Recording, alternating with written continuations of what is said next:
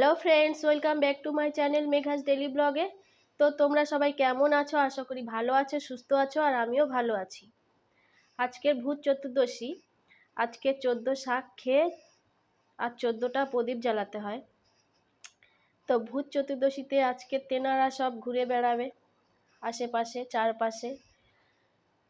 তো যাই হোক, আজকে তেনাদের বেরোনোর দিন।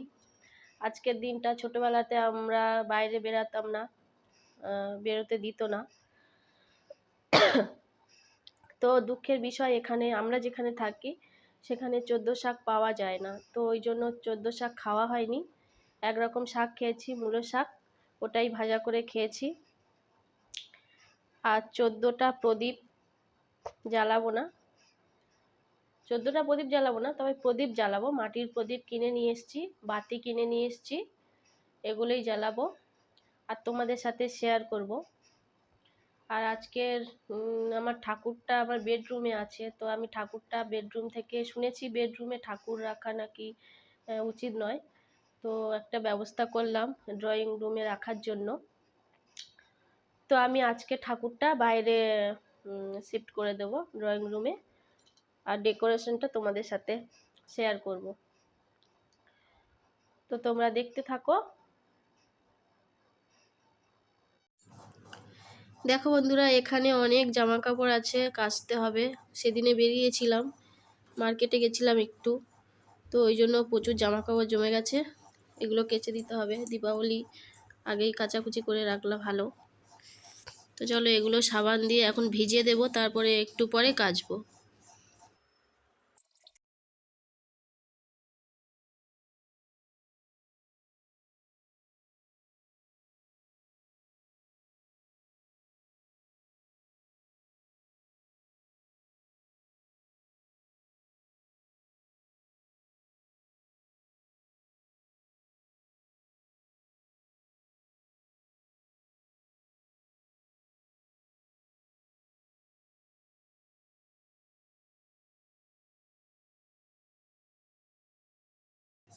তো দেখো, আমার পুজো করা হয়ে গেছে, আর ঠাকুরটা কিন্তু আমার এখন বেডরুমেই আছে। তো আমি বেডরুম থেকে আমি ড্রয়িং রুমে শিফট করে দেব, আগে বললাম তোমাদেরকে। তো চলো, ডেকোরেশনটা কেমন হয় তোমরা দেখে বলবে, ঠিক আছে? তোমাদের সাথে শেয়ার করি। দেখো, আজকে লাঞ্চে আছে মাছের ঝাল আর পালং শাক, আলু বেগুন দিয়ে একটা তরকারি, আর এখানে ভাত হচ্ছে। আজকে দুপুরের মেনু এইটা।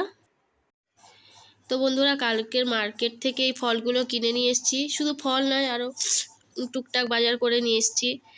আর আতা দেখতে পাচ্ছ তোমরা, আতাটা আমার খুব ফেভারিট একটা ফল, আর এখানে খুব সস্তায় পাওয়া যায়। আমাদের ওখানে তো এত সস্তায় পাওয়াই যায় না, সিজনে যদিও বা পাওয়া যায়, খুব দাম বেশি হয়। আর আতাটা খেতে খুবই ভালো লাগে। আর ফলগুলো কিনলাম এই কারণে, কারণ দীপাবলি তো সোমবার পড়েছে, আমরা সোমবার তো খাই না, মানে উপোস থাকে আমাদের। তো এই কারণে আমাদের সোমবার এই ফল খেয়ে থাকতে হবে, ছোলা সাবু এইসব খেয়ে থাকতে হবে, কিছু বানাতে পারবো না। সবাই ভালো মন্দ খাবে দীপাবলিতে, আমরা উপোস করে থাকতে হবে আমাদের।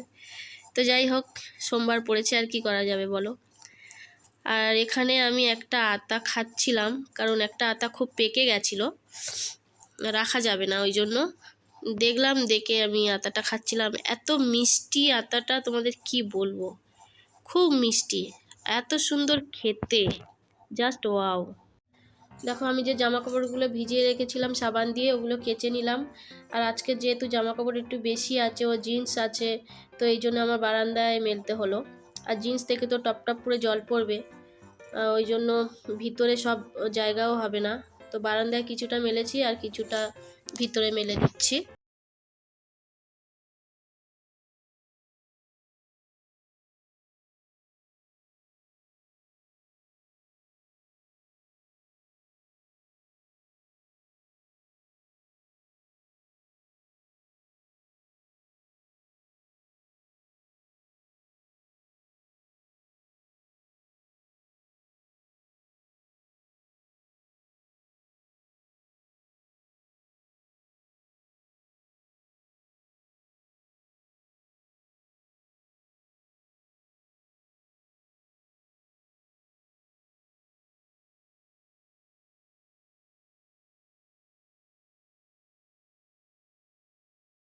তো বন্ধুরা আমার কাজকর্ম মোটামুটি কমপ্লিট, রান্না কমপ্লিট, কাচাকুচি কমপ্লিট। এবার শুধু ও আসলে দুপুরে লাঞ্চটা করে নিতে হবে। আর এখন দেখো আমি লোশন লাগাচ্ছি গায়ে।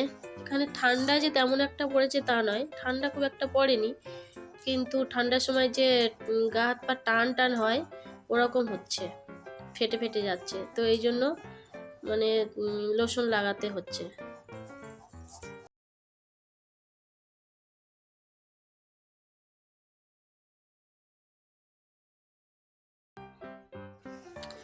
তো দুপুরবেলা আমি জানালাগুলো বন্ধ করে দিচ্ছি, কারণ বাইরে প্রচণ্ড রোদ্দুর, ঘর গরম হয়ে যাচ্ছে।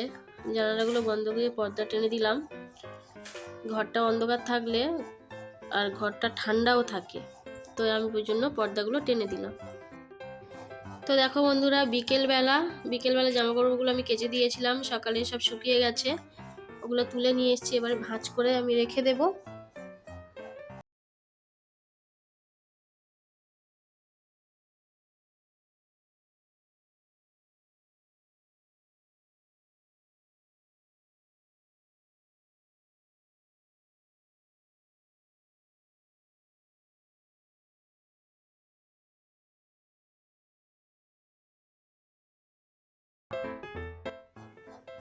গুড ইভিনিং বন্ধুরা।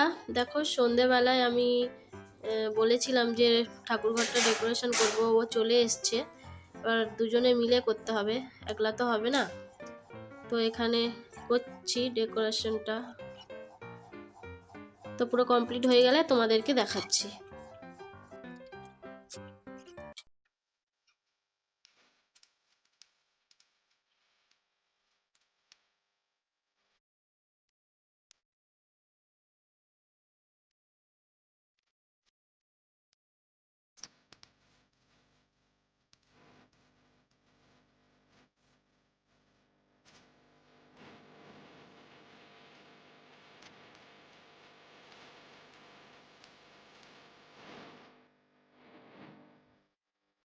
তো দেখো বন্ধুরা, ডেকোরেশনটা আমার কমপ্লিট হয়ে গেছে, এরকম হয়েছে। আর এখানেই আমি ঠাকুরটাকে বসাবো, কালকেই বসাবো, কাল দীপাবলি আছে। গুড ইভিনিং বন্ধুরা, এখন সন্ধে হয়ে গেছে, এখন সবাই প্রদীপ জ্বালছে, বাতি জ্বালছে। আর এখানে তো নন বেঙ্গলি বেশি, তো ওরা তো দীপাবলিতে রঙ্গোলি করে। তো আমাদের ওইদিকে আবার রঙ্গোলিটা তো মানে অতটা চল নেই এখন, সব নতুন নতুন করে সব শুরু করেছে রঙ্গোলি করা, কিন্তু আগে কি কেউ করতো? আগে কেউ করতো না। তো সেই ক্ষেত্রে আমাদের তো রঙ্গোলিটা অতটা আসে না, করলে পারা যাবে, কিন্তু করিনি। তো বাজারে এমনি স্টিকার বিক্রি হচ্ছিল, এই যে রঙ্গোলি স্টিকার। তো আমি এই একটা স্টিকার কিনে নিয়ে এসেছি, আমি দরজার সামনে লাগাবো। আগের বছরও লাগিয়েছিলাম, আর এবছরও একটা কিনে নিয়ে এসেছি, এটাই লাগাবো। আর প্রদীপ জ্বালাবো। তো চলো দেখতে থাকো ব্লগটা।